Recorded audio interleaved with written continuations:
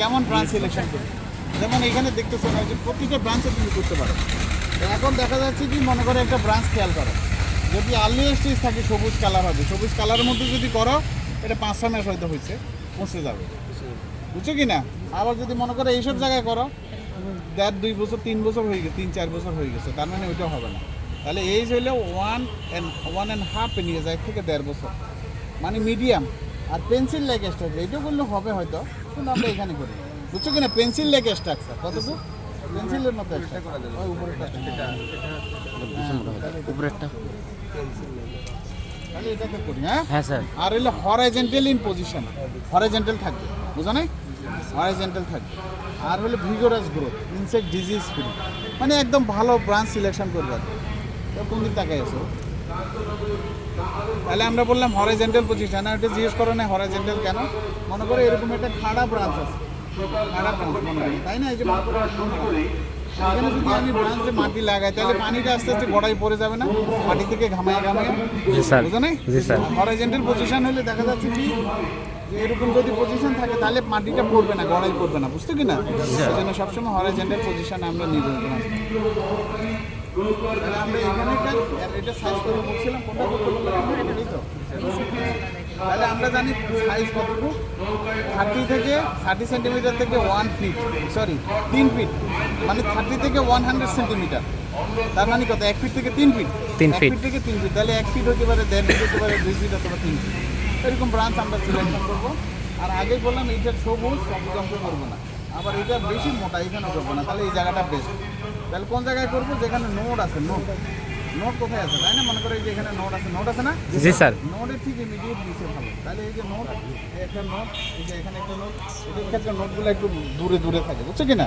তাহলে এই একটা নোট, এই যে নোট মানে যেখান থেকে পাতা হয়েছে অথবা ব্রাঞ্চ হয়েছে, এখানে একটা নোট হয়তো আসে, দেখা যাচ্ছে না, তাই আমরা রিস্ক নিব না, আমরা ঠিক এইটার ইমিডিয়েট নিচে করবো, তাই না। তাহলে এই যে মনে করো এখানে, অথবা যদি মনে করো এখানে করতে পারি, এখানে করি, তাই না। তাহলে কনফিউশন থাকবে না। এই যে নোট না, হ্যাঁ নোটের এই নিচে, তাই আমরা একটু নোটের নিচে এটা ছুরি দিয়ে যাবে, তুমি বাধা যা করে এই কাপ দেওয়া যাবে সামনে যারা দেখতে পাচ্ছেন। আর ওই পাশে যাইতে পারি, কেউ পাশে রাখতে পারবো।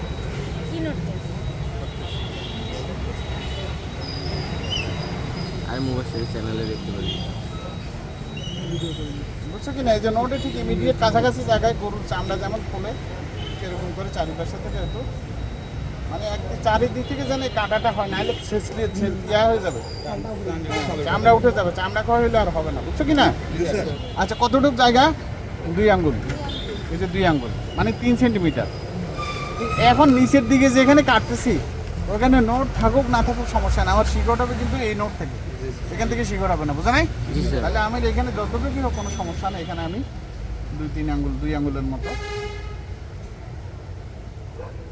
এটা মাপটা এমন না যে 2 জায়গায় যদি একটু বেশি হয়েছে হবে না, তা না, বুঝছো কি না। খুব বেশি করবা না আর কি, তাহলে একটু কিছু তো একটা মাপ আছে, তাই না।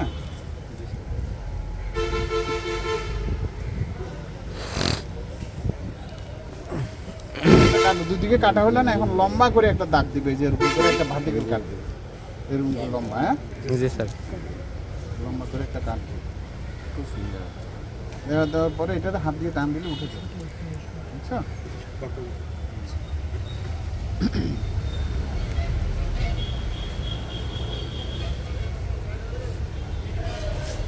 ওইদিকে যাই যদি চামড়া উঠে যায় কোনো সমস্যা নেই, এইদিকে চামড়া উঠলে কোনো সমস্যা নেই, বুঝছো।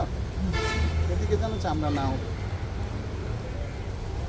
এখন ধরে দেখো যে একটা পিচ্ছিল লেয়ার আছে, ধরে দেখো পিচ্ছিল একটা লেয়ার আছে, দেখছো না, পিচ্ছিল একটা গাছে যত এরকম পিচ্ছিল লেয়ার থাকবে, মানে এর ক্যাম্বিয়াম অত বেশি অ্যাক্টিভ, ওটা লেয়ারিংয়ের অত বেশি পার্সেন্ট সাকসেস বেশি হবে, মানে তার ক্যাম্বিয়াম খুব অ্যাক্টিভ। আমরা যে বর্ষাকালে করতেছি, বর্ষাকালে পানির সেফ ফ্লোটা বেশি থাকে, বারবার পানি নিচ্ছে, পানি নেওয়াতে দেখা যাচ্ছে পিচ্ছিল লেয়ারটা বেশি, গাছের গ্রোথ বাড়ে। তাহলে একদিকে আমরা পাকল তুলে ফেললাম, কিন্তু এই ক্যাম্বিয়াম লেয়ার যেটা আছে পিচ্ছিল লেয়ার, এটা আবার পাকল বানাই ফেলবে, আবার জাইলেম বানাই ফেলবে, নিচের যে কাঠের অংশ আছে এটাকে বলা হয় জাইলেম, আর এটাকে বলা হয় ফ্লোয়েম। এই ফ্লোয়ের মাধ্যমে পাতায় উৎপন্ন খাবার উপর থেকে নিচে ট্রান্সলোকেট হয়, আবার জাইলেমের মাধ্যমে নিউট্রিয়েন্ট মাটি থেকে যেটা পানি নেয় ওটা অ্যাবজর্ব করে উপরের দিকে যায়, তাই না। তাহলে এখন যদি ক্যাম্বিয়ামটা যদি থেকে যায় আবার কয়দিন পরে দেখবে পাগল হয়ে যাবে, কোনো শিকড় হবে না। This is called faulty operation. Without removing cambium tissue if you place the rooting medium again কি বার্ক অথবা phloem will appear. This phenomenon is known as faulty operation. বুঝছো কি না? Faulty operation. তাহলে এইটা যদি করে ফেলে মাটি দিয়ে দেয় তাহলে কখনো শিকড় হবে না। তাহলে আমরা প্রথমে করলেন রিমুভাল অফ ফ্লোয়েম, এরপর আমরা করব রিমুভাল অফ, রিমুভাল না এটাকে বলবো ইরিডিকেশন, মানে একদম উচ্ছেদ করে দিব, কোনো অবস্থায় যেন না থাকে। একদিকে না, চারিদিক থেকে, একদিকে কাটলে হবে না, চারিদিক থেকে এটাকে একদম উচ্ছেদ করে দিবে। হ্যাঁ, ক্যাম্বিয়াম। ইরেডিকেশন অফ ক্যাম্বিয়াম।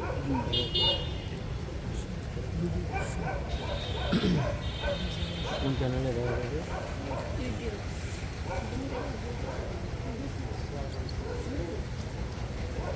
একটা ব্রাঞ্চ পছন্দ করলাম, ভিডিও তুলে আপনি ক্যাম্বিয়াম আর থাক, সমস্যা কি, থাক।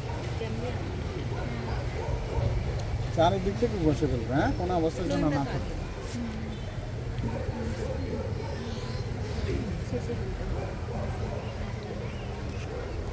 ছুরি চালানো যাচ্ছে না,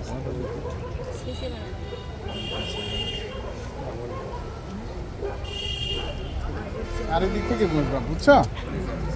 চারিদিক থেকে উপরে যেন ইনটেক থাকে, নিচে কোনো একটু দেওয়া গেলে সমস্যা নেই।